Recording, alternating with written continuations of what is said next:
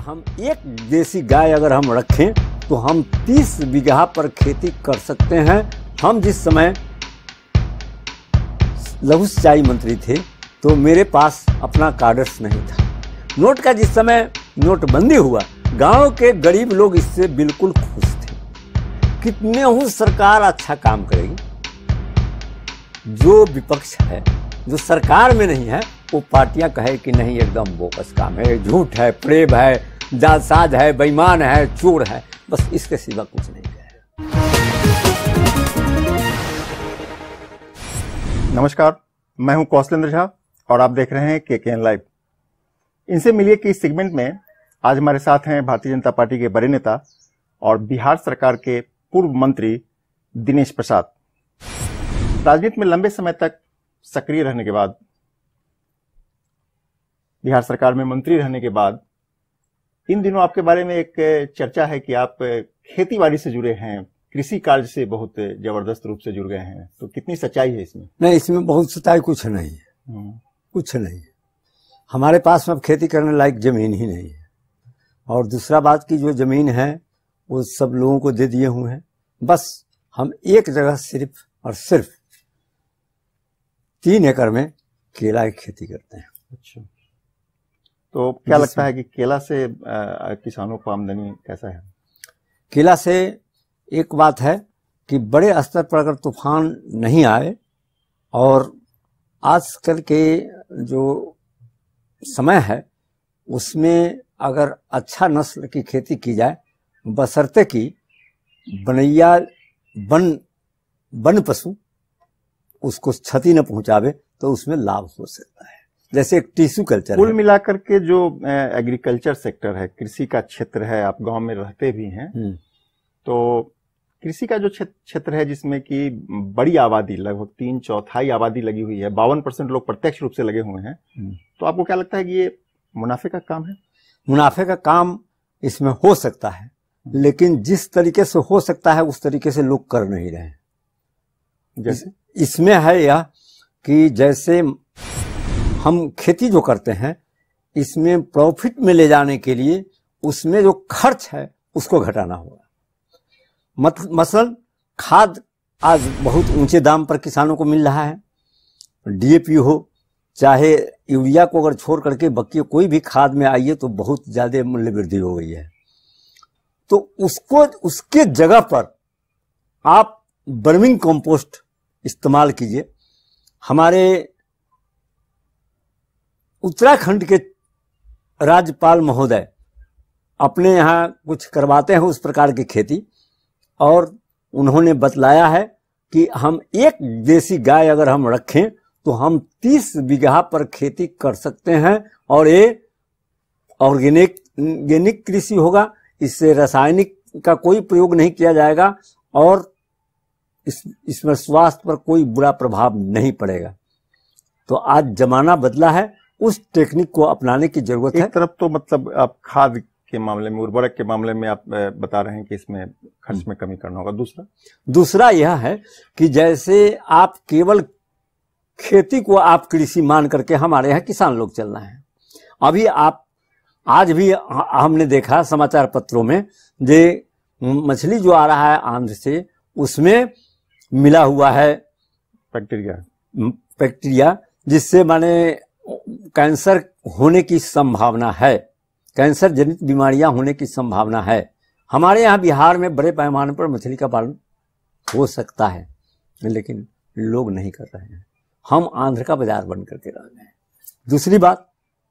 दूसरी बात कि एक अच्छी बात आई है इधर बिहार सरकार के सोच में, वह आया है कि बकरी पालन पर को प्रोत्साहित करेगा, लेकिन उसमें बहुत कम लोगों को दे रहा है। सिर्फ एक गांव या एक पंचायत में 9 या 10 आदमी को देने की बात कही है, और उसमें भी कहा है कि अनुसूचित जाति के लोग नहीं होंगे तब दूसरे जाति को लोग को देंगे। इसको बड़े पैमाने पर कराने की जरूरत है। वो एक प्रॉफिट का धंधा है। जैसे अभी मकई का रेट बढ़ा हुआ है, मक्का का रेट बढ़ा हुआ है, लेकिन सिंचाई के क्षेत्र में सिंचाई के क्षेत्र में भी कुछ? सिंचाई के क्षेत्र में अब इसको जरा सा आप सुन लेते पूरा, ये क्या है।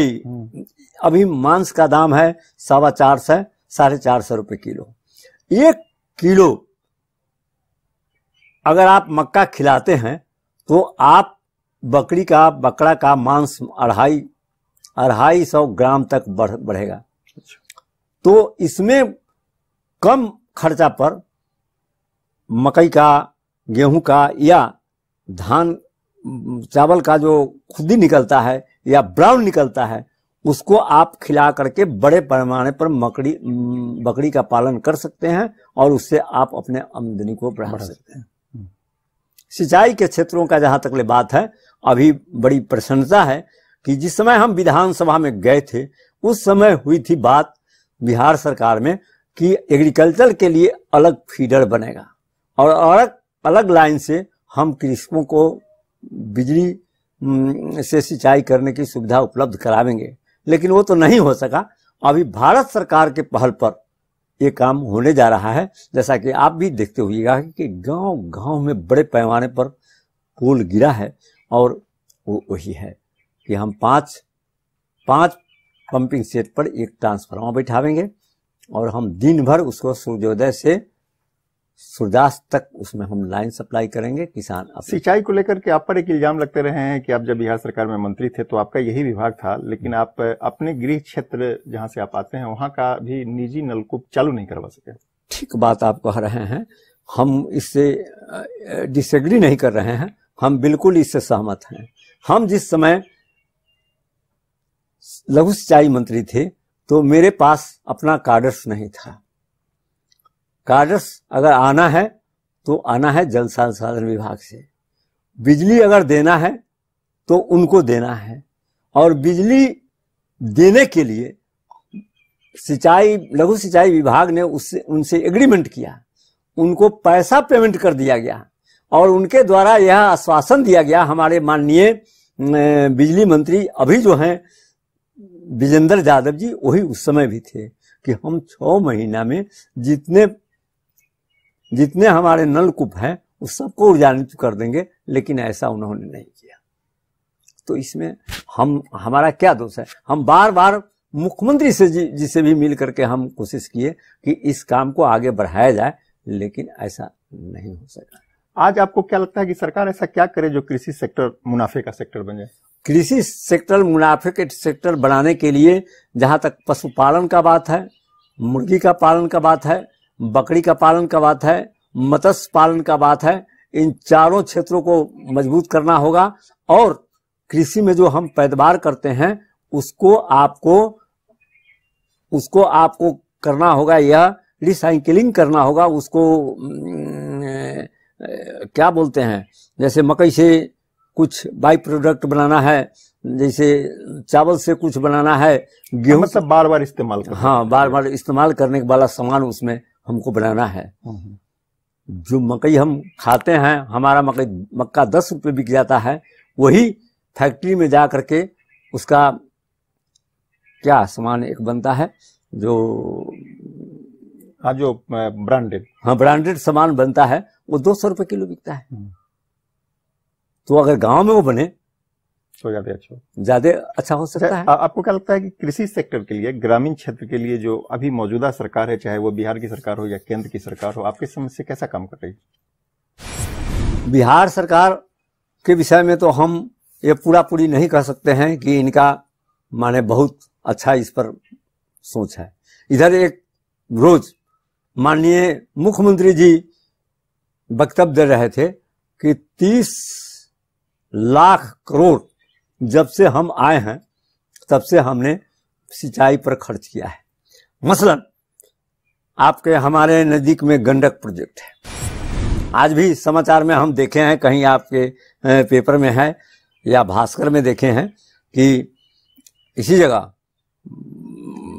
सरैया थाना में बांध टूट गया है और गेहूं का फसल दह गया। जब धान के फसल का रोपने का होता है तो उसमें पानी नहीं रहता है, पानी नहीं रहता है। हजारों करोड़ रुपया जो 30 लाख करोड़ जो रुपया खर्चा हुआ, किसके यहाँ चला गया? आज तक नहर का दुर्दशा वही है। हमारे यहाँ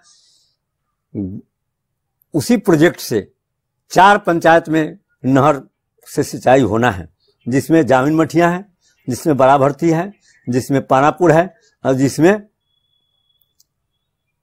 असली पिपराहा असली है। उसमें एक नहर भी निकला हुआ है कि उस नहर में आज तकले कितने बार खुदाई हो गया, लेकिन उस नहर में आज तकले पानी नहीं है, आज तक नहीं है। क्या है भाई? तो आप तो लंबे अरसे तक मुख्यमंत्री नीतीश कुमार जी के साथ काम कर चुके, उनके कैबिनेट में रहे हैं। हाँ।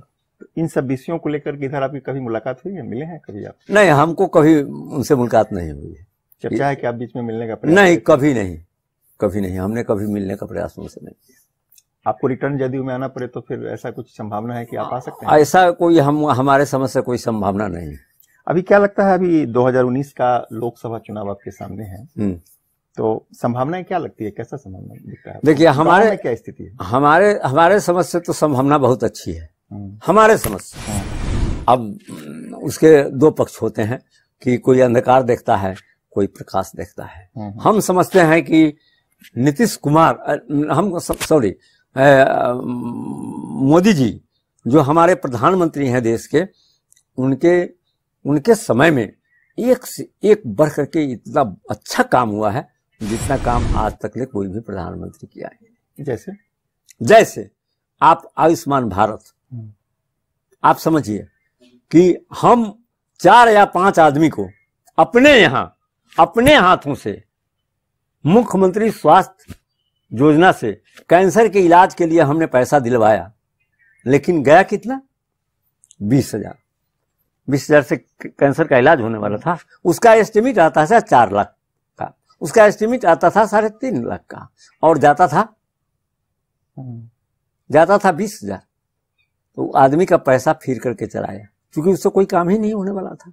आज एक इतनी विशाल योजना जिसमें 50 करोड़ की आबादी इस दायरे में अगर आ रहा है साहब, हम लेकिन आपके विरोधी तो इल्जाम लगाते हैं कि आपने देश को बांट दिया है विचारधाराओं में।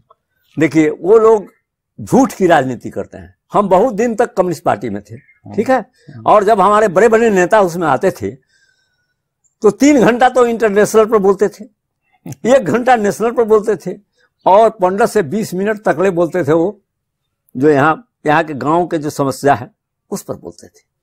और उनका यह था कि पूंजीवाद को समाप्त करना है और काले धन को अगर समाप्त करना है तो नोटों का अवमूल्यन करना होगा। आज यदि नोटों का अवमूल्यन कर दिया मोदी जी तो ये बहुत बड़ा माने गलत काम कर दिया। और सीपीआई सीपीएम माने वामपंथी लोग भी इससे इतना हैरान है जिसका कोई हद हिसाब नहीं है।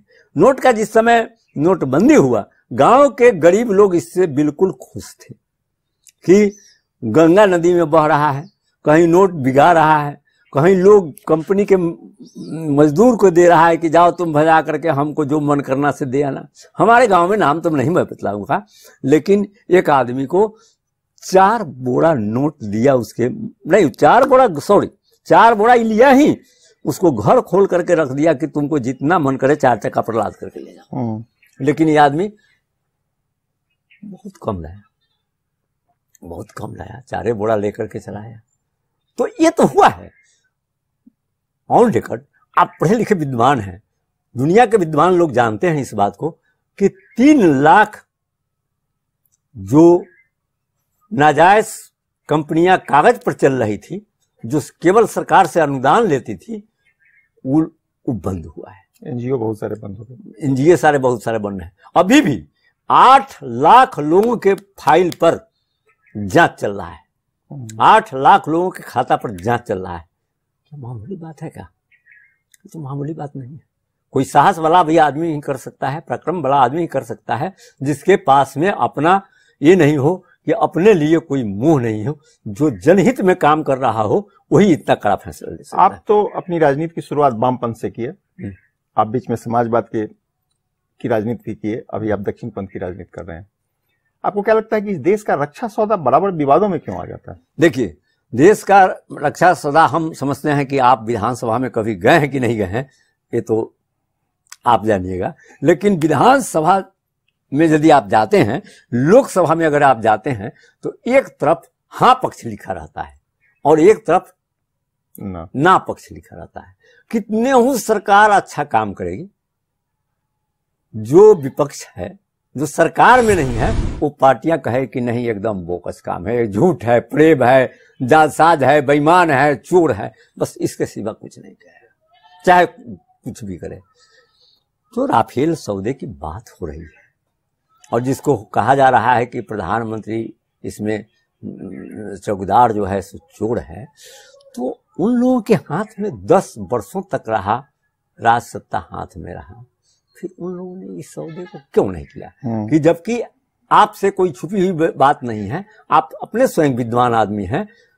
हमारे भारतीय सेना ने लिख करके दिया था कि चीन और पाकिस्तान के तैयारी को देखते हुए हमको आधुनिक पांचवा जनरेशन का हमको हवाई जहाज चाहिए।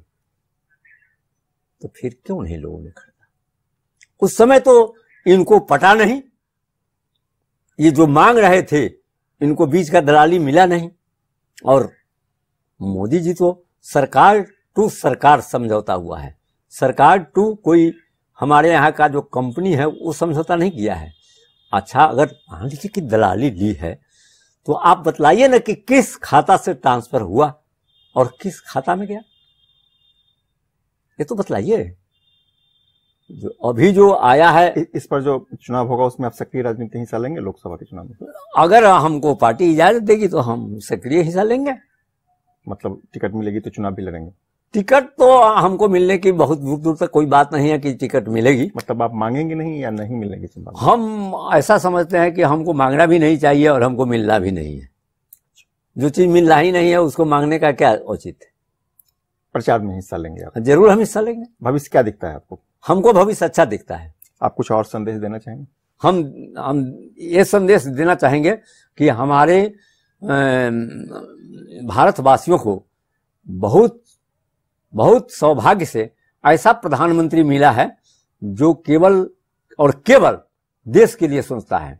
उसको अगर आप छोड़ दीजिए तो हमारे भारत देश में कोई ऐसा एक नेता नहीं है कि जो अपने परिवार के लिए नहीं सोचता।